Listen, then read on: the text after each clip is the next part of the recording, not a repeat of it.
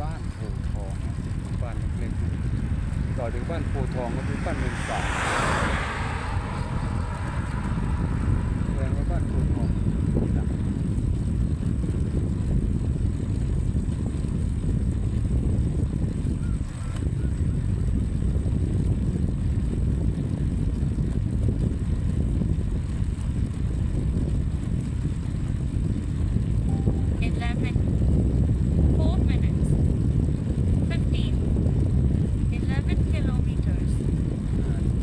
ลูกอีดอกทักทายนะว่าไงลูกพี่สบายดี ต้องคุยกับเขานะ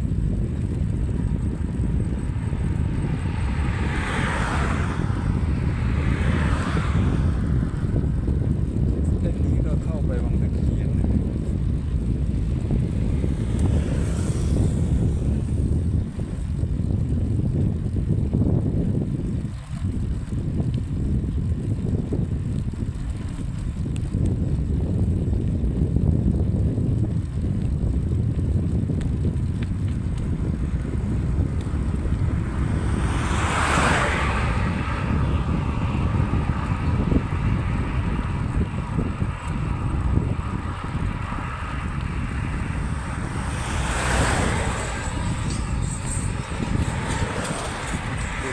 รถต้องติดธงชาติไทยนะเพราะว่ารถเขมรก็เยอะ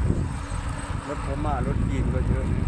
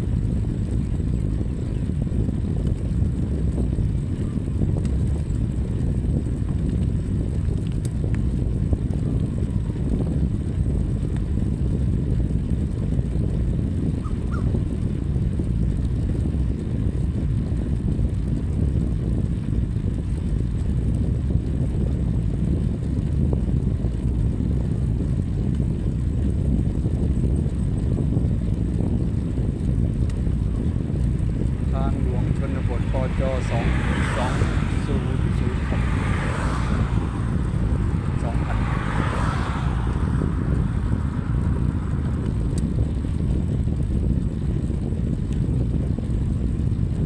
ถ้าไม่เขียนป้ายไว้ก็ไม่รู้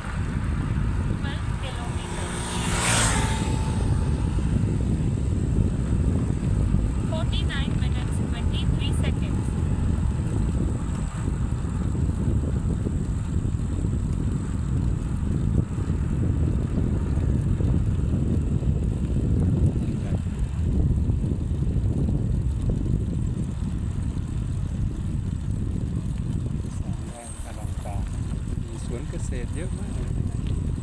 บ้านสาวสวนเกษตรอินทรีย์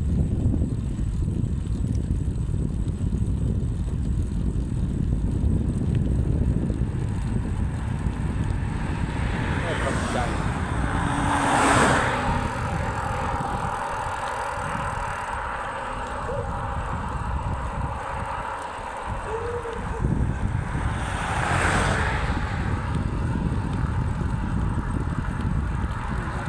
บ้านเนินฝางวัดเนินฝาง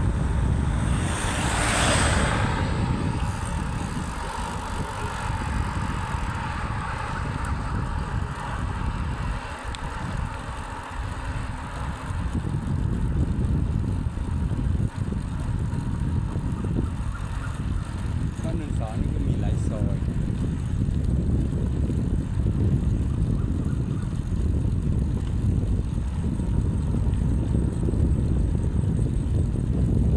ข้างหน้านี้ก็เลี้ยวซ้ายนะเข้าสู่บ้านแก่นก็จะไป